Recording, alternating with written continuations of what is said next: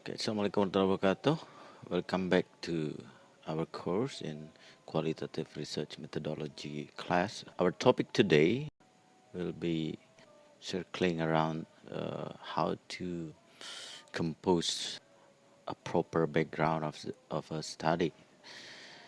This session is very important for you to really grasp the main ideas and framework of how to compose a good background of study that helps you to lead your study uh, into properly into to deals with your goals and the purpose of your study. Okay, so make your own notes, and if you need to ask something, you can ask later after this video is published.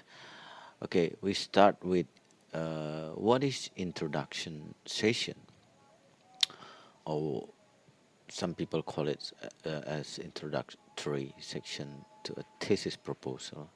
In your case, you will make a mini thesis, so you have to be able to out loud the idea that underlies your proposal, your research plan. The first thing you have to highlight in this section is you have to mention what is the study about. Yeah, what the study about. In this section, you can explore and detail all relevant information with very brief, in a very brief way, to give the overview for the reader to understand the the coverage of your study. For instance, you want to study the students' perspective uh, on learning vocabulary by using certain technique. Yeah, so you have to mention that this study is trying to collect information about the perception of students in when they are learning using particular technique, strategy, or method in their class. So by declaring the coverage of the study, reader will begin to build their framework to understand the entire of your project or your research. And why is it important? Because as a good as an author, you really want to attract your reader to keep reading your research report. That's why this part is very important to grab attention from the reader. Yeah, because once you publish an article, you have the article should be very quite attractive for potential readers who who has the same interest in studying particular things.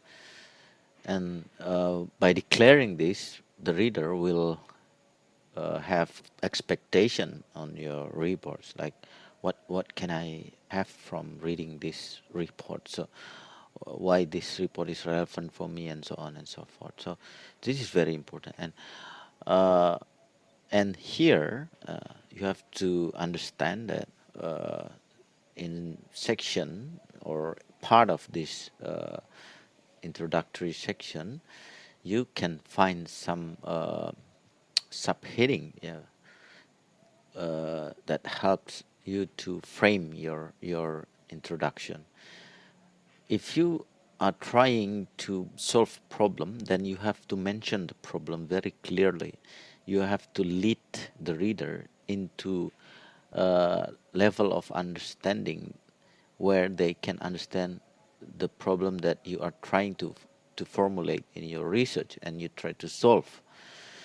For instance, if you want to conduct a study about solving students' learning behavior inside the classroom, so you have to be you have to be able to declare or to forward the problem, so they will find it as real problem. What is problem? Problem is gap between expectation and reality. Yeah. And then based on the problem, okay, research problem inspires you to the next steps, to formulate relevant research questions to the problem. Okay, so questions are made based on problem you are trying to expose. But however, not all study begins with problem. Sometimes they just design a study research to reveal or to understand a phenomenon. So in that way, if you are trying to understand phenomenon, then you have to declare the phenomenon. Yeah. And then why it is so important to understand the phenomenon. So we call it as focus, yeah, in our research. Yeah. It's not always in the form of question. If you are studying qualitative, you can declare the focus and then you can study the focus. Yeah. So not all about question, but in most people that try to develop questions to phenomenon or problem, that inspires a study. But it's okay if you want to drive your study by delivering a question. It's okay. And then we go to hypothesis. Mostly we know hypothesis in quantitative research, especially in experiment research. But actually in qualitative we have working hypothesis. It's like we don't have to declare it, but we have like a very strong argument that we are trying to justify or prove or emphasize by conducting your research. So working hypothesis in qualitative means a very strong argument. Let's say it's an assumption with strong basics of theories. Yeah. And then you have to mention theory to be tested, like for experiment. But in qualitative, you put the theory in the significance in which you can say that this study is trying to see phenomenon from these theories, yeah, from this perspective. So in that sense, you can say that I'm trying to understand the theory in reality. Which theory you have to mention the theory, and which part of the theory. It's okay to limit the theory to particular part of the theory. It's okay, for but not to be tested in qualitative, but in quantitative you have to you put your research as part of effort to test whether the theory is true or not. So we will assume that the study that we are trying to develop here is qualitative. So we put working hypothesis and we put theory as significance. Okay, and what is some of the most important relevant work done in this area? Reading. Yeah, this is very important work in composing an introduction. Yeah. What should you read? You should read reputable, important articles or literature made or written by by some important figures in the field of interest. What we call them as prominent experts in this area. For example, if you want to study how a language is socialized in societies, then you can go to the expert in that field of interest. Yeah. If you are if you are interested in studying how how other language influence foreign language learning, then you can read resources from reputable journals written by uh, prominent experts in that field of interest. I suggest you you have to read like 5 at least to 10 current articles in the field that you are trying to understand or to study. It will help you to be to be in the state of the art. It means state of the art means to be current. To be current means you talk about something which is still in hot issues. People still uh, study that and they want to know more about that. So it's still in the air. You know what I mean by saying in the air? It means the topic is still a hot issue to be further investigated. So try to read articles like 5 to 10 or can be more in the field of interest, maybe, and it should be published uh, at least not too long. Yeah, maybe not more than 5 years, and then try to uh, see how they work, yeah, by reading their abstract and go to the other section of the articles, and you will find that people is talking about what now in this field of interest. Yeah. So good reader, it's not only good but a very comprehensive reading skill is necessary in composing your introduction. So, and the other important issue in introduction session is uh, what further research is needed in this area. It means that uh, you find a gap or a particular part that is still needed by uh, public to understand further, but less people put attention on it, and then you can go further with that topic.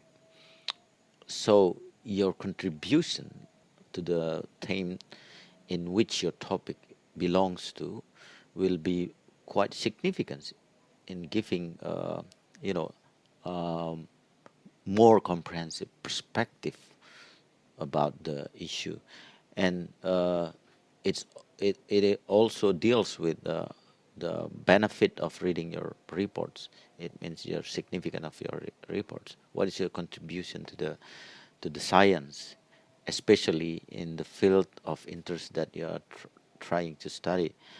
And then we go to the guidelines. We we are highly suggested to write introduction from general to specific, but my suggestion to you, please don't go too general. Don't start with too general things like English is, for example, some sentences that I don't really support you to use. English is the world widest language used all over the world. If you are trying to study about listening, for example, you don't go that far, but you can start with talking about listening. Yeah, very specific issue to the listening. It becomes it will be your general statement there. Then you go to more specific. Yeah, it is highly suggested to do like that. And then the next thing is, what is the topic? Yeah. You have you have to mention the topic within your paragraphs in introduction session to help reader to have orientation, yeah, on the topic you are trying to study. And then why is the topic important? To justify your research by explaining to the reader why this is an important area of research.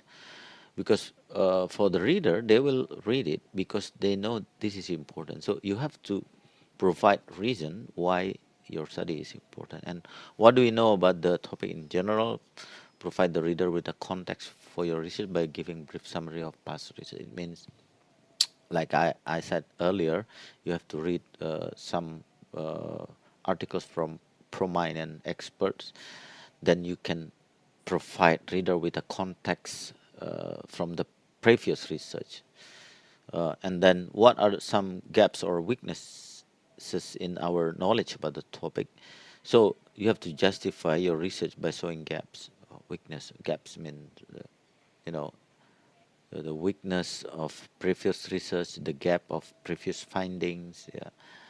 And then what are you going to do about these gaps? Give the reader a general statement about the purpose of your research. Like, and trying to understand this part, because this part has not been much elaborated or investigated by other people. So I want to see this in a very critical way, so I can provide a very strong argument on it. So it's giving the reader a general statement of the significance of your research by providing the purpose of your research. So background of the study establishes the context of the research, explain why this particular research topic is important and essential to understanding the main aspects of the study. So context means you have to define in which context this study is applied. Yeah. Explain particular research topic means, like I said before, to declare how important the topic is and how essential for you to study this. Justify the needs for conducting the study. Okay, why should I do this study? And summarize the aims to achieve. Yeah. Aims mean your goals. Yeah, what will you achieve by the end of your study? So you have to be able to declare that. Includes a review of existing literature, like I said before. It deals with in-depth reading or comprehensive reading skill, yeah, reading comprehension. Structure of your background is the first is what is known about the broad topic, okay? But like I said before, don't go too broad. Yeah. Please be wise in starting your paragraph in your first line. What are gaps of or missing links that need to be addressed? Okay, this is still deal with the problem. Yeah, like I said before, problem or phenomenon or whatever inspires your study, you have to be able to declare that to your reader, so they have understand or they have reason to keep reading your report. What is the significance of addressing those gaps? Okay, uh, why this is so important for you to study? You have to mention that. What are the rationale and hypothesis of your study? Like I said before, should be rational, and rational means it has logical uh, reasoning of conducting that study, and hypothesis can be working hypothesis. As an author, you should briefly highlight the main development of your research topic, and should be able to identify the main gaps that need to be addressed. Yeah. Okay, this is some tips how to make a background to be engaging. Engaging means attract your reader. Yeah. First, you can start with building a story around the central theme of your research. Yeah. You can you can do this only if you have uh, you have read some important publication related to the story. Yeah. So that's why comprehensive reading is central issue in developing a good background of studies, because without good reading you might have poor perspective on the story. Yeah. You cannot give strong story that underlies your research, and ensure that the story adheres to the core idea and does not digress into a broad literature review. Like I said before, don't go too far with literature, but try to understand all literature that you have been reading, and try to to develop your understanding into very strong paragraphs that leads your reader to theoretical framework of your study. Each idea should lead to the next, so that the readers are able to grasp the story. It means that you should be very linear in exposing your ideas of your research. It's like make a storytelling. If you want your listener to be attached to you as a speaker, you have to be able to provide attractive, but still should be a linear story. Linear means you. It doesn't have to be like in one way, 1, 2, 3, 4, like serial. You can use uh, twist plot, like you can jump by providing a problem, who invented the problem earlier, and what happened with the problem, has it been solved or not, and then and you can go like that. But like I said, don't put too massive literature in your background, but try to, you know to uh, you can do like paraphrase, or you can do like synthesize the issues related to the theme you are trying to study. Okay, and avoid common mistake in writing the background.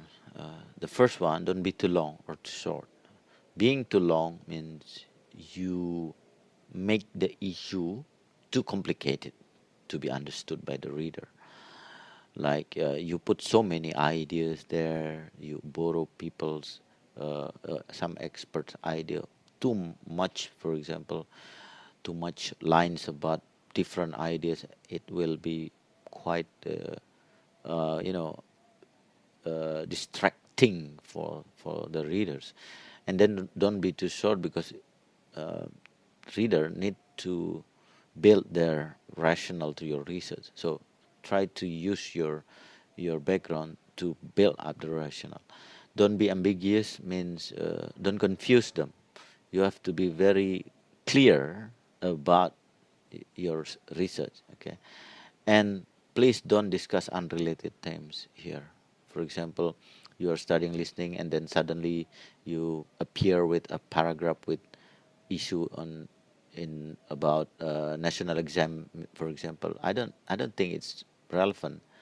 It somehow might have a relationship, but it doesn't have to be there. So try not uh, not not not discussing things that too far from your themes. Yeah, should be highly related to the themes, and don't be disorganized. It means you jumped without any good pattern. Reader will very hard to understand your writing. So try to be as in a very good direction to guide your reader to understand your ideas of your research, and to give them chance to understand, what can I have after reading this, what can I have, what can this report contribute to the to this field, and so on. Okay, I think this is important for you to understand how reading helps you to to produce strong background of study. I so be familiar with resources. We have so many online resources today. Yeah, you can you can download, you can browse, you can find it for free on the internet. You don't. I don't really suggest you to use books, okay? Because we have. This is the difference between books and articles. If book is written, it means the author will borrow people's uh, research report by reading so many articles, and by the process of writing a book, it can be, the the development of that issue has been far away changing, over time. It means when you write a book and then you read article in that year, and then once you've finished the book writing, actually the latest or the current development on that issue has been way different or way changed or way developed. So can be the issue that you capture in your book can be it can be old-fashioned one on the perspective of current trends of that field of interest. So it is highly suggested for you to read articles from, let's say, 5 years, in the last 5 years, or 10 years, or less than 10 years, because book is written mostly from important articles in particular or certain field of interest. So by reading articles, you will have the current perspective about the topic, about the theme, not the old one. So we don't, like fashion. If you wear something old fashioned, people will see you differently. The same thing with academic writing. When you write academic manuscript and you bring old ideas from old resources, people will question you because are you up, uh, are you updating the the knowledge in the field of interest or not? Yeah. Otherwise, people will not read your reports. It won't be interesting for them because your theme is no longer important for many people. Okay, now uh, try to try to download one article published in 2021 or 2022. It's okay, only one of them, and you have to do a small project with that. You have to read the background of the articles. Yeah, so the article should be published online. Yeah, from reputables like it's published under the Sinta platform, or let's say Scopus or whatever. As long as it's reputable, try to read the background and try to make your own summary of the background of the article.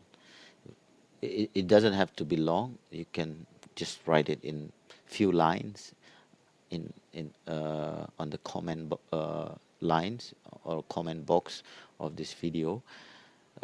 But mention the title of your of the article, the author, year of publication, and which journal published that article, and try to tell to share the background in few lines about the articles that you read. Okay, that will be the small project for this week. Thank you very